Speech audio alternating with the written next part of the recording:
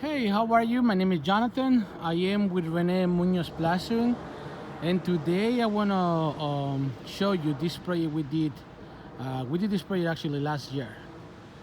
Uh, James Hardie lap siding 7-inch exposure for most of the house, and the two chimneys they are made out of stucco.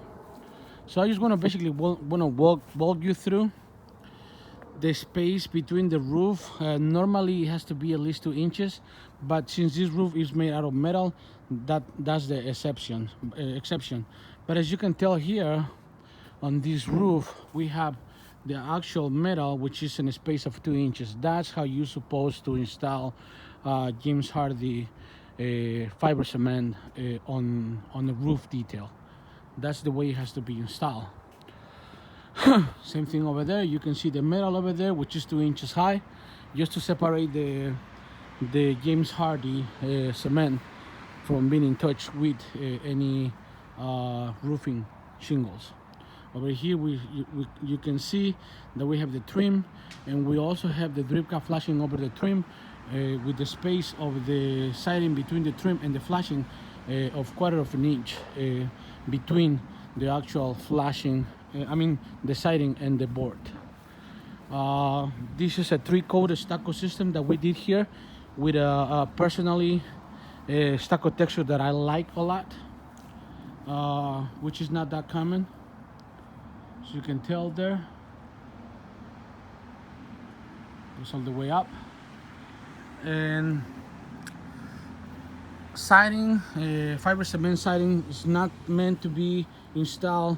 It needs to have a space between the ground and the sidings of a minimum of 6 inches. That's the reason why we have the ASAC trim over there.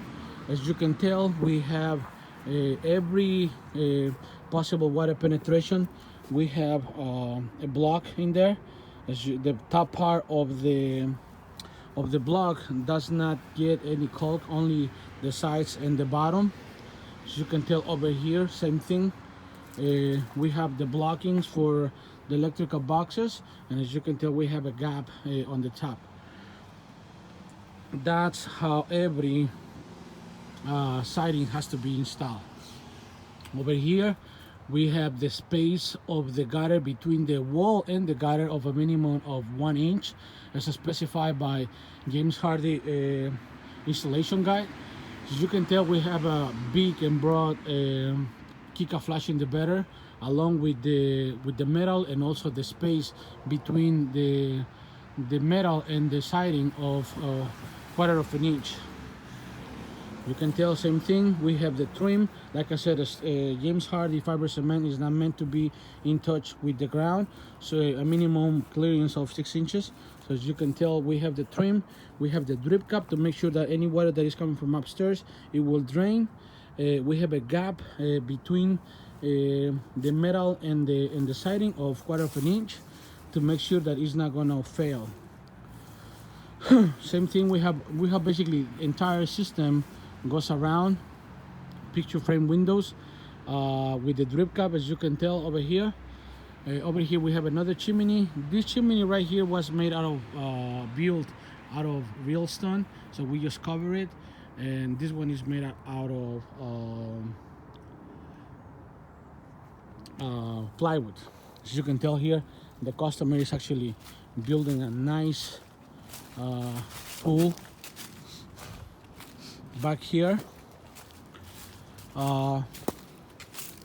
Let's walk around. I'm just gonna show you over here. Like I said, the trim all the way on the bottom, the metal, the roof never gets in touch with the fiber cement. We have the gap above the windows. Above the door. I don't know if you can see it. Let's walk around here. And this is gonna be beautiful. I just want to show you this trim. This Kika flashing. As you can tell, this is a perfect example of a nice and well installed and proper installed siding installation. As you can tell, We have a Kika flash inverter here, we have a Kika flash inverter there, and we also have a Kika flash inverter there. Those are the three spots where we needed a Kika flash inverter. All of the perimeter of the house has the HVAC trim with the C flashing, and as you can tell, every possible opening has blocks. As you can tell, this light has a blocking, this light, this outlet, that dryer vent has a blocking. Upstairs, the light, same thing. So yeah, this is the kind of work that you actually get when you hire us. You get a quality work. Over here, as you can tell, same thing. We have the metal. You can see over there that we have the blockings as well. The spigot right there also has the blocking.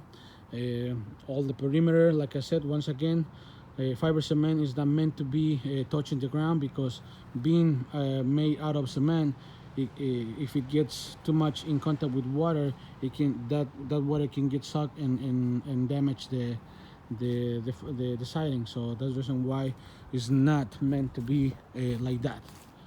So yeah, I think that will cover this beautiful house right here. If you have any questions, any suggestions, if you have stucco problems, stone problems, siding problems, feel free to call us to 610-656-2461, or feel free to log on to our website at www.munozplastering.com to see some of our projects. And basically, we have the blog in there. We also have a couple of frequent asked questions. Maybe some of the questions that you might have, they might be solved over there. So yeah, feel free to log on to our website once again at www.munozplastering.com, and feel free to call us to 610-656-2461. The only thing that I will suggest to my customer is this one. He needs a chimney cap. Thank you. Bye-bye.